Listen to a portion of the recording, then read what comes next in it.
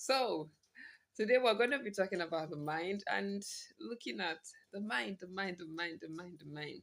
Why am I where I am? Why am I doing the things I'm doing? Why do I look the way I look? Why am I working where I'm working? Why do I have what I have? It is very simple. It is what you have thought about. You are where you are because those have been the imaginations of your heart. Those have been your recurrent thoughts. Yes, God gave us a very, very powerful tool. Yes, and that tool is your mind. That is the one thing that every human being have in common.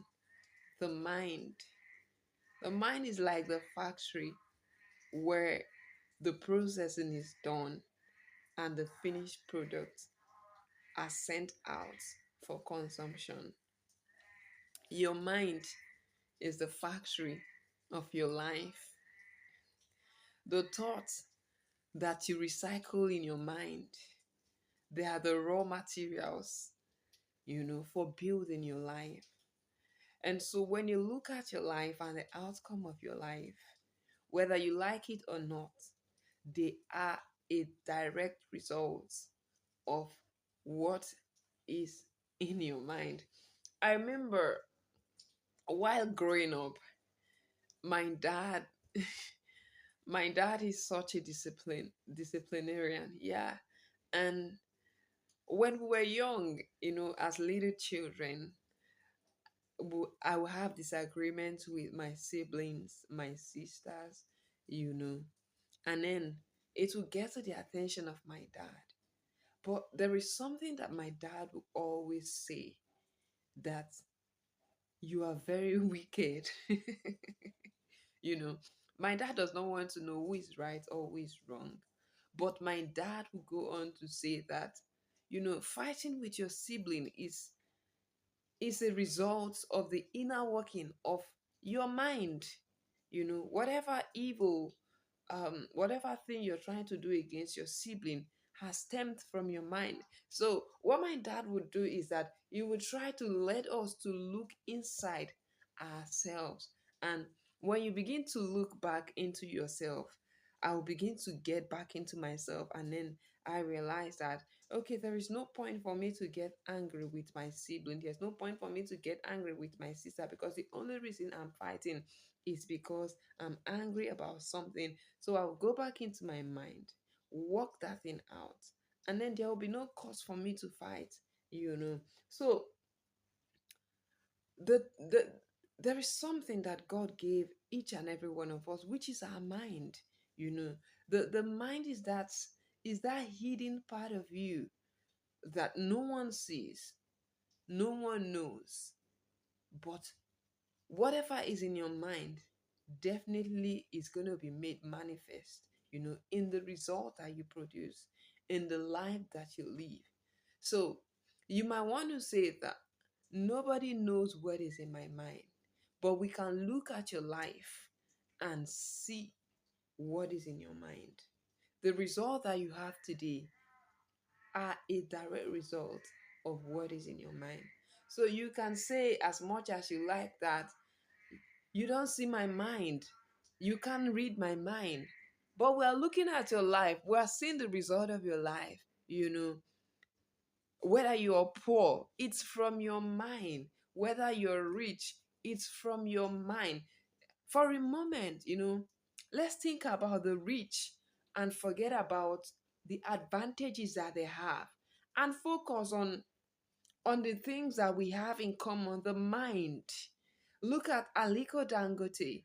Look at Tony Elmelu. Look at Femi Otedola. What is that thing that you have in common with these men? The mind. I say, for once, look away from what you think that they have that you don't have. Look away from what you want to um, call privileges that they have. And for once, be sincere with yourself. Agree that you have something in common with these men, which is your mind. When you come to the realization that you have what these billionaires have,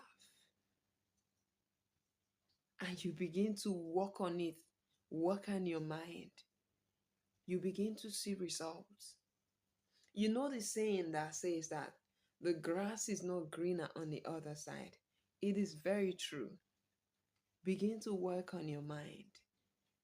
God is so gracious that He gave every human being a mind.